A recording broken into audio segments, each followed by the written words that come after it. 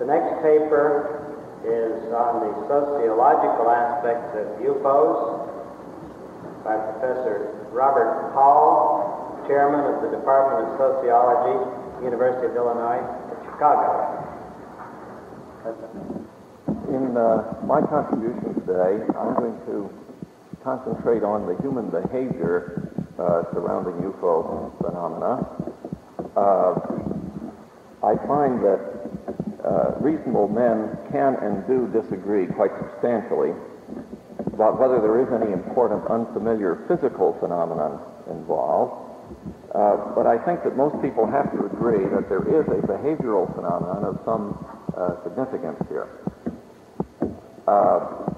We find many people, including a lot of intelligent, reliable witnesses, have been reporting flying objects which have puzzled them and indeed defied specific scientific explanation for many years. We can agree that these reports often have recurrent features, and if we take those features at face value, these would suggest something quite unconventional, unfamiliar to us, something other than aircraft and meteorological and astronomical phenomena. The question is whether we can take those at face value or whether we can, as Dr. Hartman seems to suggest, explain them away as some kind of behavioral phenomenon. We can also agree that a great many people have become extremely involved, sometimes quite emotionally involved in this issue, and sometimes very heatedly defended a position about what may account for the numerous and persistent UFO reports. And I'm afraid we even have to agree that sometimes scientists have been caught up in the controversy, not so much as scientists, but as humans with their own emotions, and felt compelled to defend a position beyond the point of logic.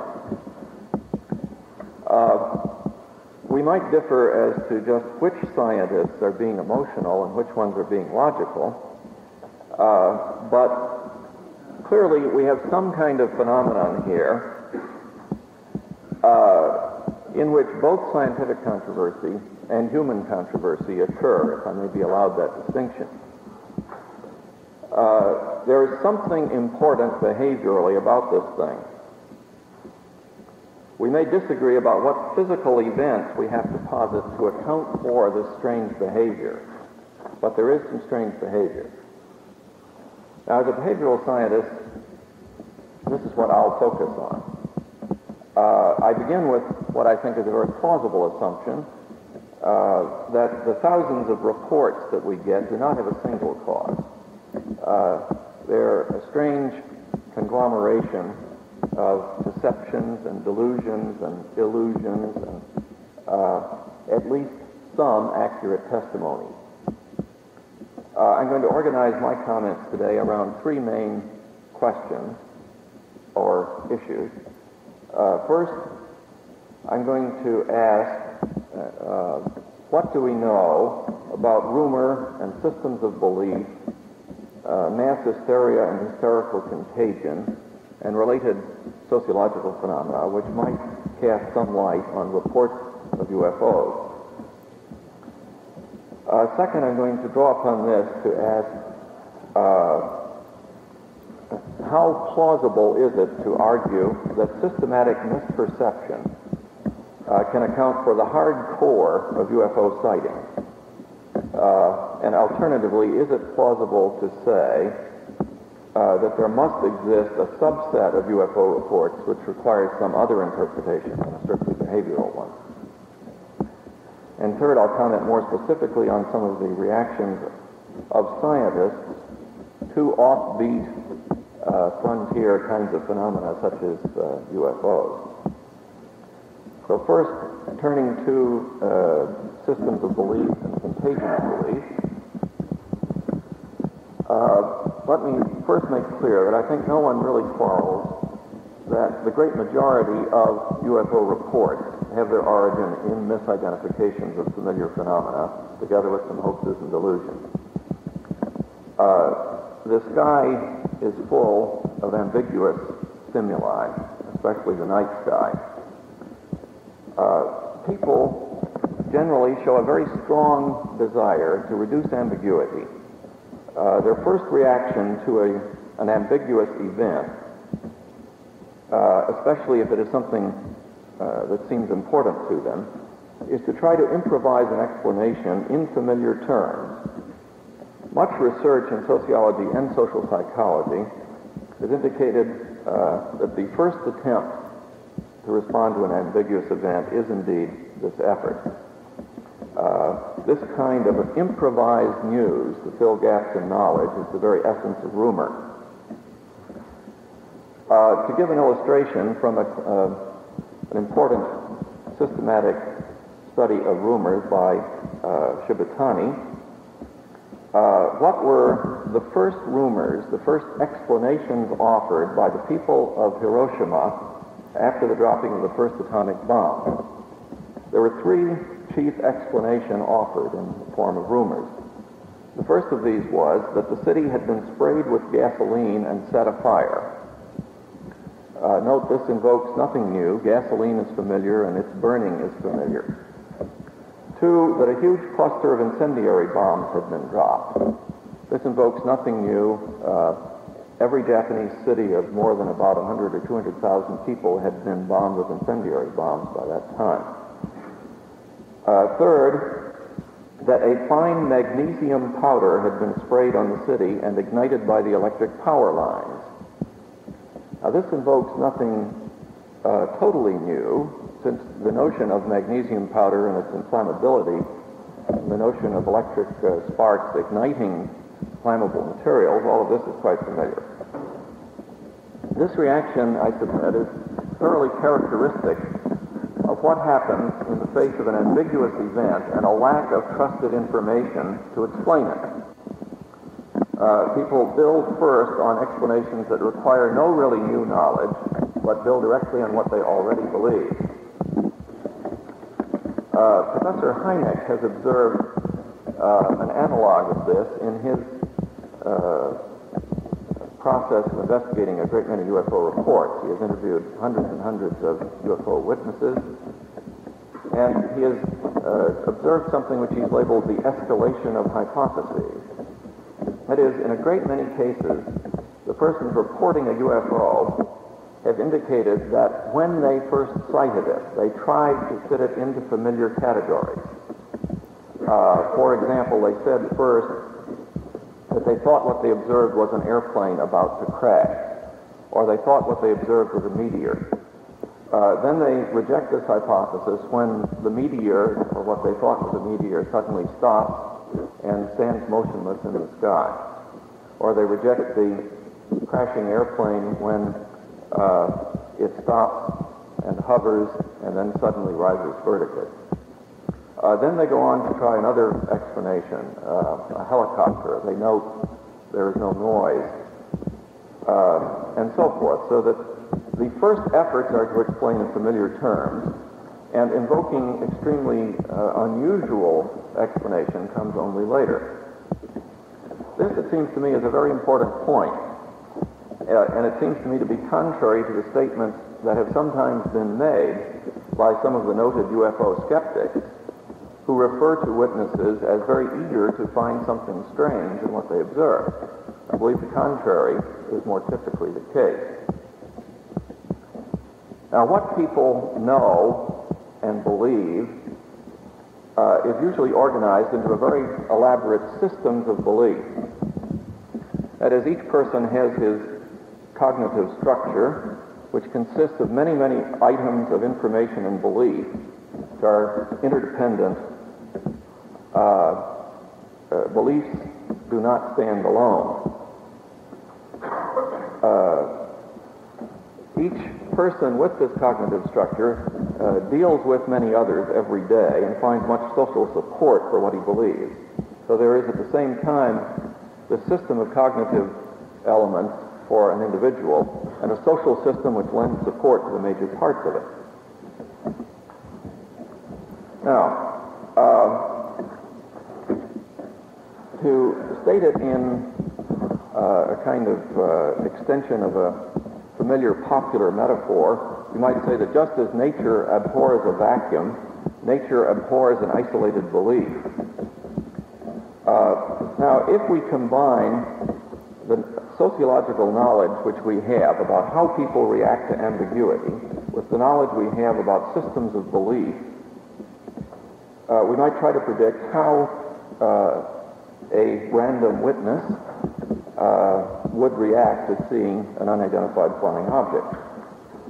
Suppose we take first the case of someone who is strongly committed to a system of belief which includes a belief in man's basic evil and the imminent arrival of a Savior descending from heaven. A person such as this, seeing a strange, ambiguous aerial event, might well interpret it as either the approach of a threatening, punishing angel or as the coming of a Savior. However, the striking thing to me is that in the hardcore cases of UFO reports, we find no such thing.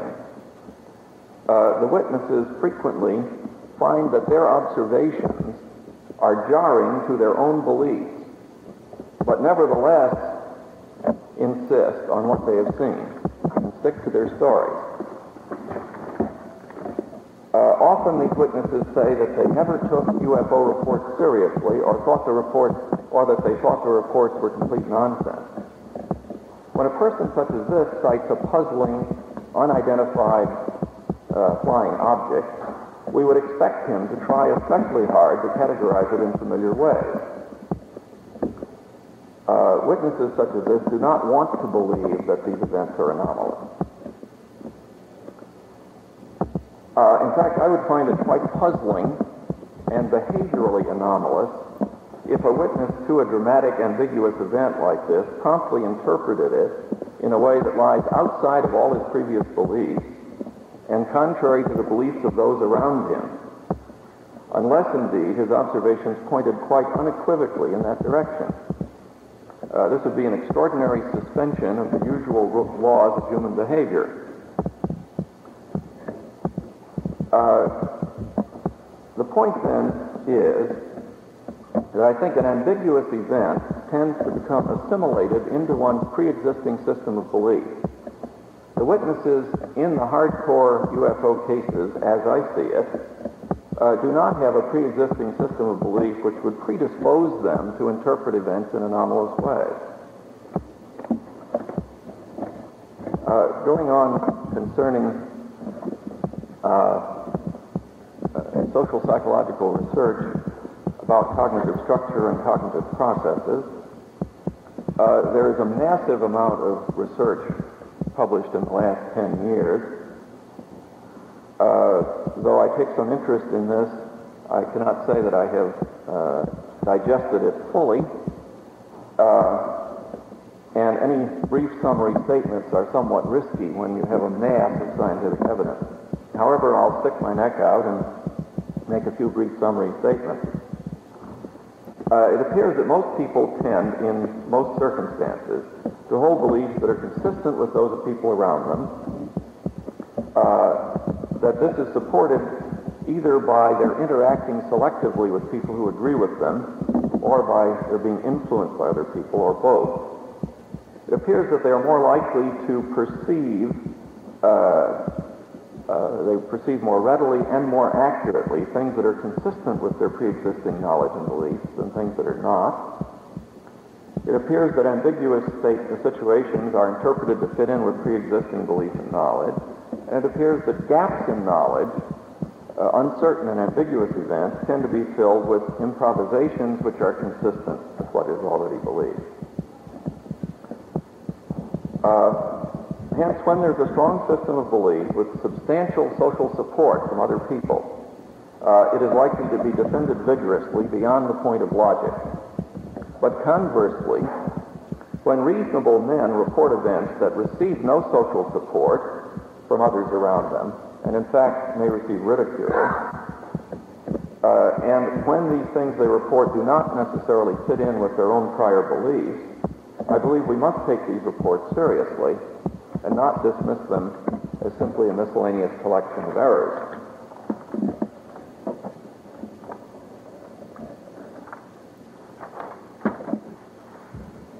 I'll turn now to a few known instances of mass hysteria and hysterical contagion. There are a great many reported instances of outbreaks of this sort, but relatively few which have been studied in any detail by behavioral scientists.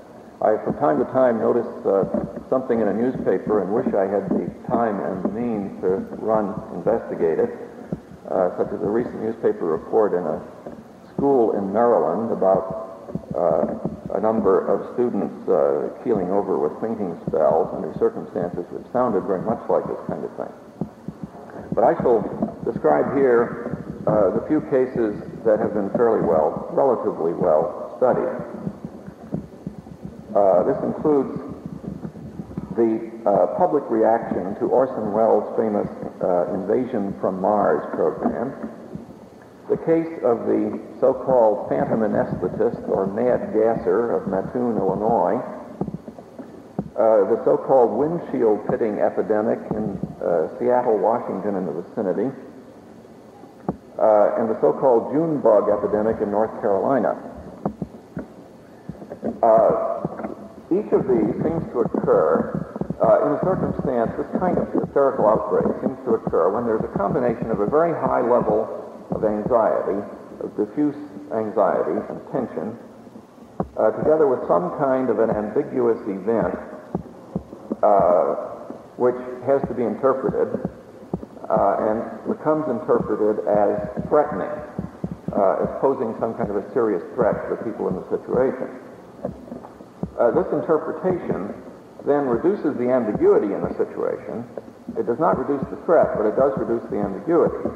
It reduces the ambiguity by converting the ambiguous event into a perfectly unambiguous, extremely dangerous or threatening one, which seems then to offer a justification in hindsight for the diffuse anxiety which was its antecedent. Now, in the several documented cases to which I've referred, the outbreak has been quite localized and relatively brief in duration, lasting at most a few weeks, more generally a few days. To be more specific, the windshield pitting epidemic around Seattle had 2 periods of activity, each lasting about 1 week and with about a period of about 1 week intervening. In the first period, there were relatively few reports, and they were scattered around among several towns within about a 50-mile radius of Seattle, Washington. There was then a lull of about a week, then a second period, which was extremely intense and concentrated reports, many phone calls to the police, many phone calls to the mayor and the governor and anybody people could think of. And this lasted about 1 week. I cannot say for certain that there were no reports outside of that area of about a 50-mile radius around Seattle, but I have not found any documentation of any. In the case of the mad gasser, there was an outbreak of mass hysteria, which involved reports of a man sneaking around, generally after dark, and squirting an unidentified gas at women, causing them to faint. The reports actually were of fleeting figures, and there was nothing very substantial about the reports. All reports were limited to the city of Mattoon, and the entire duration of the outburst was about 3 weeks. It never spread beyond the city of Mattoon. There was never any evidence of anything hard, any real mad gasser. And there was at least some presumptive evidence that the particular individuals involved might be predisposed to this kind of hysterical symptoms. In the case of the North Carolina factory, there was an outbreak of what was supposed by the people involved to be insect bite, resulting in fainting spells. However, none of them saw this insect. It was assumed to be so tiny as to be invisible. It was believed most seriously by the people involved, and a great many of them fainted, keeled over, had to go home from work, many had to have medical attention.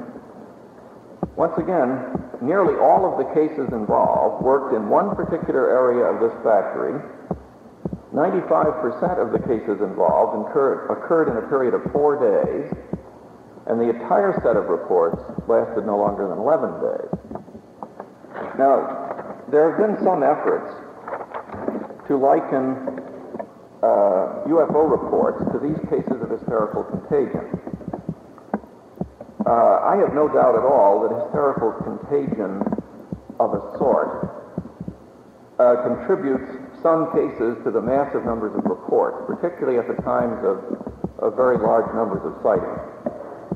But there are very great difficulties in trying to argue that the hardcore cases can be explained in this way. One difficulty is that the persons reporting UFOs in many cases do not perceive them as being any real personal threat, nor do they interpret them as saviors. There's no clear evidence of this kind of an interpretation, which seems to be present in cases of mass hysteria. Often the witnesses describe a UFO with puzzlement, but not fear. Another difficulty comes from the fact that the UFO reports have continued at least for a period of decades, and their spread has been literally worldwide. Such a spread and duration would be totally unprecedented, as far as I know, for a case of hysterical contagion. Also, the fact that a great many of these reports are made by people who were previously unfamiliar with UFO reports would seem to me to argue against the idea that contagion can be the mechanism underlying similarities among these reports. Further, in many cases, the events described by UFO witnesses are not fleeting and ambiguous events, such as the invisible insects and figures fleeing in the dark, which have been described in cases of hysterical contagion. Fairly commonly in the hardcore cases, they are accounts of prolonged observation with a substantial amount of solid detail, and in some cases with substantial agreement among multiple witnesses.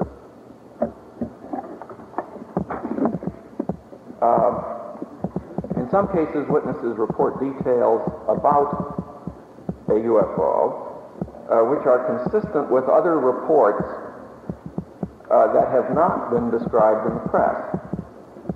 Now, it is admittedly very difficult to establish that a witness lacks prior exposure to certain information. However, it seems to me most reasonable if a witness is not himself a UFO buff and has not followed the specialized literature of UFOs, and if the news media have not reported certain relevant details previously, and a witness reports these details and they are consistent with previous reports, it seems to me plausible to assume that the person has not been exposed previously and is reporting something that others have reported. One example of this might be the report of a hovering craft emitting light beams and appearing to react by recoiling from flashlights in a case like the Red Bluff, California sighting, August 13, 1960. This was observed closely for over 2 hours by police officers and confirmed by a separate group of police officers subsequently.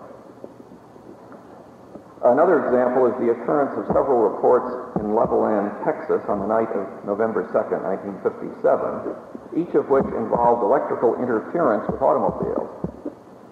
Though this has been reported in a number of instances, as far as I've been able to determine, and it's always difficult to be perfectly clear on this, the press had not particularly treated these cases of electrical interference prior to Levelland, and yet a number of witnesses on that one evening, without contact with one another, as far as we can determine, all reported this.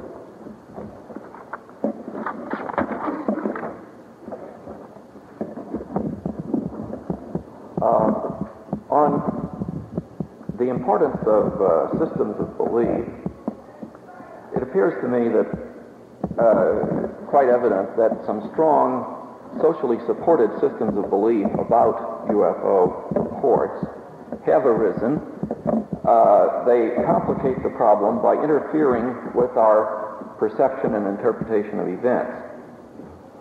I find some UFO buffs who load their reports with interpretations, who cannot report in an objective, detached way when they go out and investigate a case.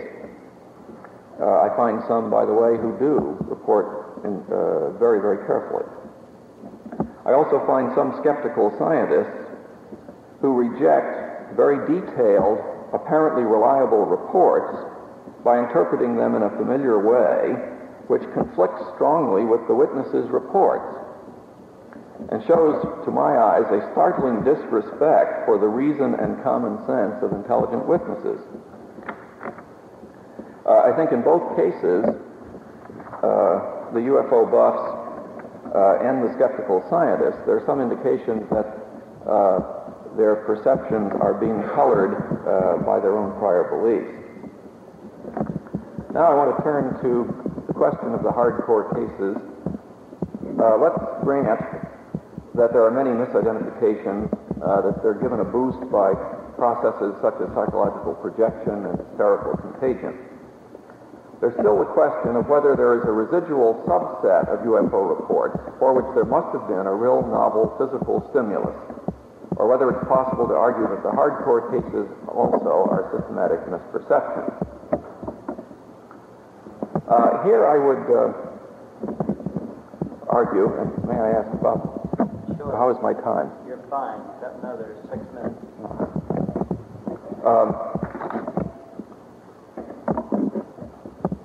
Let's consider first the question of the credibility of human testimony. Our legal system is based largely on the assumption that under proper conditions we can accept human testimony as factual.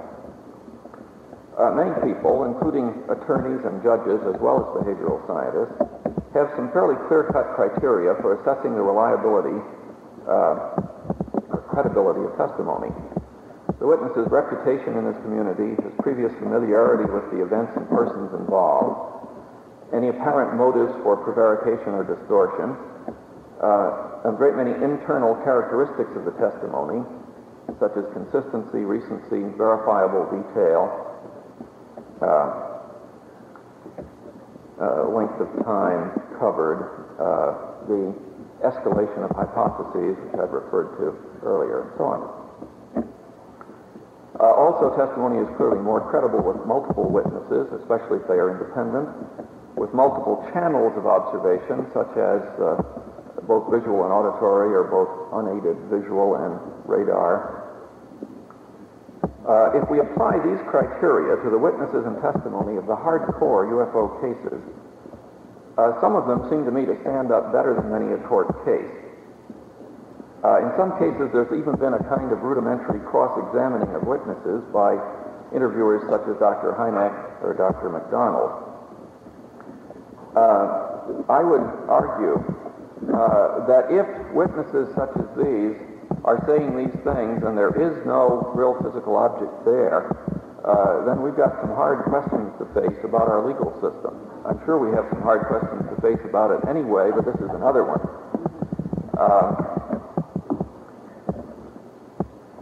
Now, one difficult problem, I must confess, about assessing testimony in these cases is the difficulty of establishing the independence of witnesses to find out whether they influence one another. Another is trying to find out what the pre-existing knowledge and belief of a witness was. Very few systematic attempts have been made to do this. It is, however, common for witnesses to deny previous knowledge, and there are many cases where they have stated that they simply did not believe in reports of UFOs and thought it was all nonsense until they saw this thing. Nevertheless, it is true that human memory is fallible, and it's conceivable that witnesses are unconsciously influenced by things they read or heard long before.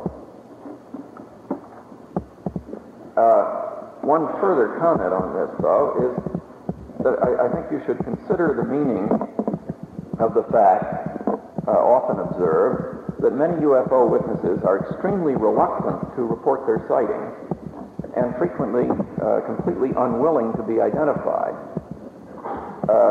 This indicates not only a lack of social support, but quite the opposite, a massive social pressure not to make this kind of report.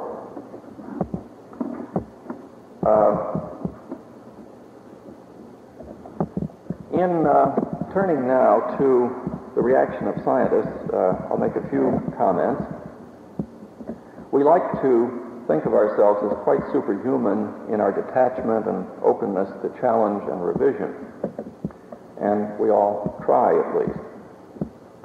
In the hard world of real scientists, however, there are altogether too many anecdotes which suggest that scientists too are human. When Galileo's telescope made it possible to sight the moons of Jupiter, there were many who refused to look through the telescope. They knew that there could not be such bodies around Jupiter, and therefore they knew that the telescope was a deceptive instrument. An even more instructive case from the history of science comes from the history of meteorites. According to an account by Professor Olivier, quote, "In the 18th century, the learned men of the day did not believe stones could fall from the skies. Hence, they affirmed they did not. Even the great French Académie des Sciences went on record denying that meteorites had an origin outside the atmosphere, despite accounts of falls by reliable witnesses, which were ridiculed, and the splendid pioneer work of Ernest F.F. Chladni about 1794, unquote.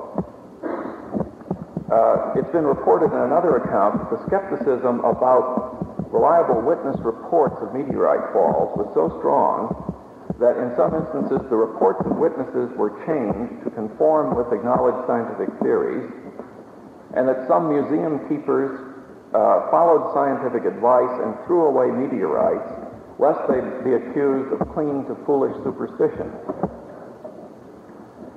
The parallels with the present case I find extremely disturbing, even to the point that some of the greatest skeptics like to dwell upon the superstition and religious belief, cases involving unusual religious belief, and ridicule these. There are many anecdotes about the reluctance of scientists, including very distinguished ones, to accept new observations. The point seems to be that scientists are very human and also have their system of belief. And like other systems of belief, it resists inconsistent items of knowledge. This resistance takes several forms. One form is the avoidance or denial of evidence, such as those who would not look through Galileo's telescope, those who refuse to believe in meteorite showers. Another form of resistance is in illogical arguments by men who are customarily precise and logical. For example, we see some scientists arguing something like this: I can cite hundreds of cases of people who were excited and reported an aircraft or a star as a UFO, and hundreds of humorous cases of unbalanced people with demonstrably false stories. Therefore, it's plausible that the rest of the cases are similar. And here I must take issue quite strongly that this is illogical. I would take issue here with some of the points raised by Dr. Hartman, where he seemed to me to be making an argument, something of this sort, that as most cases can be explained, probably the rest could also if we only knew a little bit more. And this seems to me a little like arguing, since we can demonstrate that a very large component of the variance in the height of the tides is associated with the phases of the moon, therefore we don't need to be concerned about anything else. We can just assume that that accounts for all the variance in the tides. It's basically an illogical argument. Another form of avoidance is the kind of buck passing which seems to me to take place here. If there is a new physical phenomenon underlying these reports, this may force physical scientists to confront an anomaly and modify something in their present knowledge and belief in order to account for these. Consequently, many of them say there is no physical phenomenon. It's all psychological. It's all human errors of observation and interpretation, mental aberrations, hysterical contagion, and the like. On the other hand, if there is not a physical phenomenon, then behavioral scientists are confronted with an anomaly, and we may have to modify something in our knowledge and belief to account reasonably for the persistence of so many apparently sound reports. Consequently, I, speaking as a behavioral scientist and a human, say that there must be a real physical phenomenon here. Hence, we pass the buck back and forth without forming any adequate explanation, either physical or behavioral. The very strength of our resistance to this evidence suggests to me that there is clearly here a phenomenon of surpassing importance. It's going to force some of us to make fundamental changes in our knowledge, and that is practically by definition what we mean by something that is scientifically important. The arguments really are arguments about who has to change. In whose domain does this phenomenon lie? Do the physical scientists have to accept the existence of such a puzzling and anomalous physical object or phenomenon? If so, they have to set out to account for it and not simply to pass it over to us behavioral scientists. Or do the behavioral scientists have to accept the puzzling and anomalous fact that hundreds of intelligent, apparently responsible witnesses can continue to be wrong for many years? If so, we have to try to account for this massive fallibility. I have a couple of other comments which I'll have to save perhaps where I wanted to take issue with Dr. Hartman, but symposia always present that problem.